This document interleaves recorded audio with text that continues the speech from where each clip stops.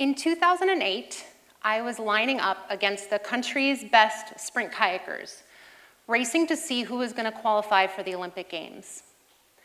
Unfortunately, this TED Talk is not about my amazing win and my winning strategy. My results were not what I hoped, and I didn't make the Olympic Games. Leading up to Olympic trials, I was dealing with a few challenges, and one of them was that I had become so focused on my result that I had lost my passion for what I was doing.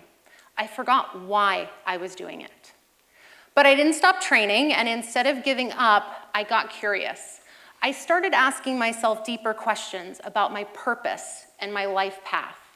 I thought that if I could answer some of those questions, it would cultivate my development as an athlete. Now, when I say purpose, I mean the reason for existence, or my why for racing and training. So I didn't make the Olympic team, and I grieved that loss, but I did see some success that season. After hitting a plateau in my performance and not improving for what felt like forever, I set a personal best time. I dropped 4 seconds off of my previous personal best, which is a pretty big leap. And I did that by diving into my purpose. Stay with me here because this is not about Olympic trials. I achieved that personal best by finding my purpose and aligning my actions with it, yielding different results, a personal best time. After I retired, my focus shifted from athletics to business when I began managing teams for a large retailer. And I had just learned that an athlete that focuses on purpose can fuel their performance, and it didn't take me long to see that a business that prioritizes their purpose and builds a culture to support it will create more brand loyalty, develop motivated staff, and create sustainable long-term results. And when I say culture, I mean the behaviors, beliefs, and relationships of a specific group. And the culture is important because the culture determines the behaviors when a leader is not present. A Cohn-Porter-Novelli survey indicates that 66% of millennials would switch from a product they typically buy to a new product from a purpose-driven company. And a study by Havas Worldwide shows that brands that rank high in purpose and meaning experience more market success than lower-rated brands. Having a business focused on purpose allows you to attract the most important people. And those are the customers and the employees that are passionate about what you do. And today I'm going to share 3 tools with you to develop a culture based around purpose within an organization. And the beautiful thing about a few of these tools is that they also work to develop purpose within ourselves. First, purpose has to be defined. If we're going to have a culture based around a purpose, we need to know what we're doing and why we're doing it. We don't need to be saving the world, but our purpose needs to be meaningful and it needs to be clear. For example, a national used car dealership, a chain, their purpose is to drive integrity by being honest and transparent in every interaction. Or a high-end apparel company out of New York, their purpose is to inspire the dream of a better life through authenticity and timeless style. And lastly, a coffee shop and coffee roastery out of Santa Cruz, California, their purpose is to inspire connection and create memorable experiences through coffee. What these companies are doing is clear, and people can find meaning in a place like this. But defining purpose alone is not enough. We need beliefs and principles that guide us, our core values. Our core values create the foundation for our purpose, the support beams. And if those support beams fail, or if they were just never installed in the first place, our entire structure will collapse. Our core values, they can't just be there for inspiration or because they look good on paper. They actually have to guide our behaviors and our decisions. And when our team is grounded in that purpose and those values, they can act with autonomy. But if our purpose is unclear or our values are shaky, then our organization often demands micromanaging. If we overlook our values or our team is so focused on survival that they just don't care, our purpose will deteriorate. We sell out. So accountability to that purpose and those values is essential. And the easiest ways to create accountability is by saying that purpose out loud as often as possible and writing it down. Research has shown that we are 42% more likely to accomplish a goal if we write it down, and I believe that to be true for purpose and values as well. When we write it down and post it in our workplace, it gives us the opportunity to take ownership over who we say we are, and it creates transparency into how decisions are made. Okay, so we have created clarity by defining our purpose, and we're building our foundation with our core values. Now our team needs support to effectively carry out that purpose. What does every Olympic athlete have? They have a coach. And according to the Harvard Business Review, when you put a coach in the workplace, over 70% of people that receive coaching, they improve their work performance, their relationships, their communication. Luckily, you don't need an Olympic coach, but you do need a coach that is going to give you regular and specific feedback.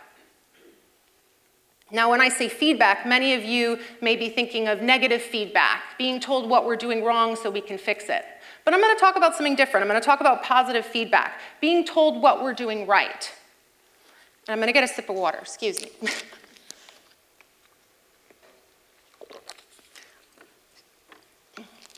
Let's take Jane, for instance.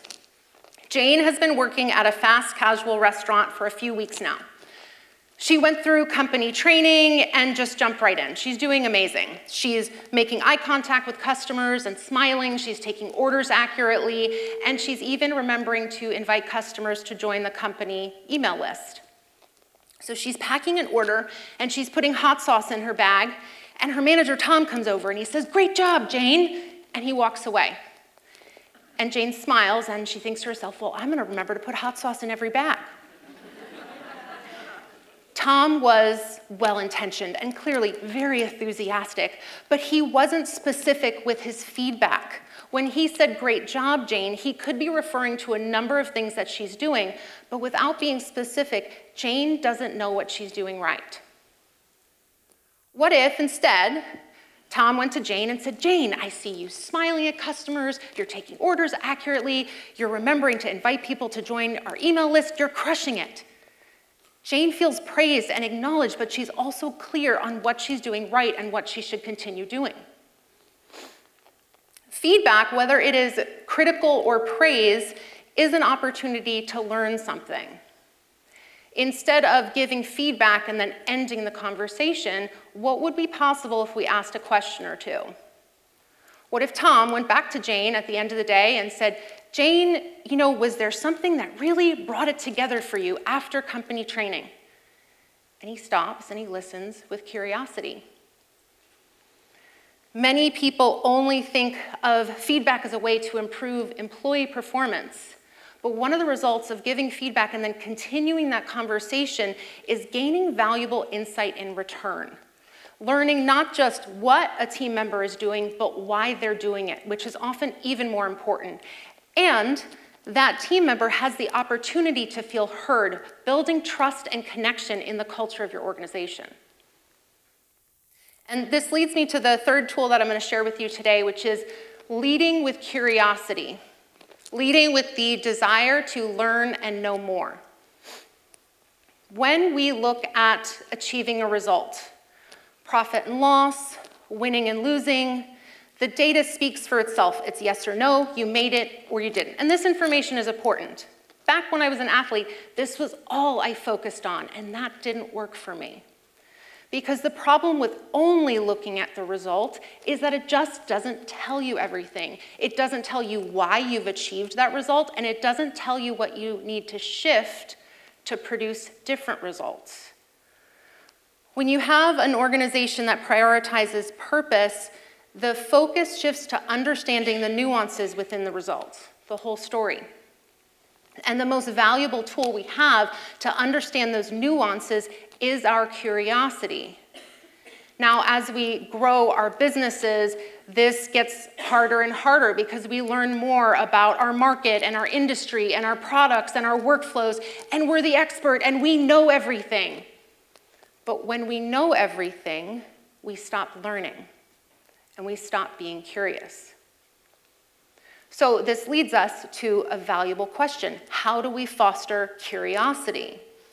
And the answer is much the same way we would foster curiosity in kindergarten. We would create a safe environment, make sure people feel valued and respected.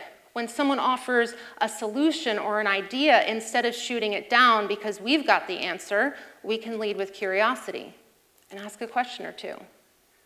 How did you come up with that idea? Or tell me how that would be successful. And we listen. But my favorite way to foster curiosity is to encourage observations. And I think we're all natural observers when we're kids, and as we get older, our observations are replaced with judgments and opinions. Let's meet the ox beetle. Arguably one of the uglier bugs here in South Carolina, and I imagine some of you agree. But if you're in kindergarten and you're out exploring, what might you say? You might say, whoa, that bug is shiny. Or, whoa, that's the bug version of a rhinoceros. But notice that these are all observations. When we say gross or creepy, or I said ugly, those are judgments and opinions. So how does this sound at work? A judgment. Judy's been coming in late all week. She's the most irresponsible person I know. Versus an observation. I noticed Judy came in late 3 days this week, which then prompts you to ask Judy, hey Judy, I noticed you came in late 3 days this week. What's going on? And you find out that Judy has been managing school drop-off and she's taking care of a sick elderly parent with the flu, and you realize that Judy's probably the most responsible person that you know. Now look, this does not change consequences if an employee is not meeting expectations. That's not the point here. But when we meet these situations with empathy and understanding, which is what curiosity can allow us, it strengthens our culture. It builds connection and trust. So that when we do experience these challenges and difficult decisions have to be made, we are doing it with a team built on trust. Pursuing a meaningful purpose as an Olympic athlete or as the leader of an organization is impossible to do without relationships, and without relationships built on real connection. As we become more automated and focused on technology and AI, we have to remember that those tools, they don't replace values and curiosity and feedback. In Brené Brown's book, Daring Greatly, she says connection is what gives purpose and meaning to our lives. So as you go out and explore your purpose and the culture of your organization, I invite you to bring values and curiosity and connection to the relationships right in front of you. Thank you.